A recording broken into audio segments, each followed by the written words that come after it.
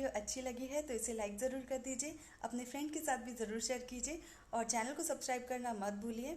इसी तरह की अगर आप और वीडियोस देखना चाहते हैं तो इस बेल आइकन को भी ज़रूर क्लिक कर दें, जिससे कि मेरी लेटेस्ट अपलोड्स आप तक तुरंत पहुंचेंगी। वीडियो देखने के लिए बहुत बहुत शुक्रिया।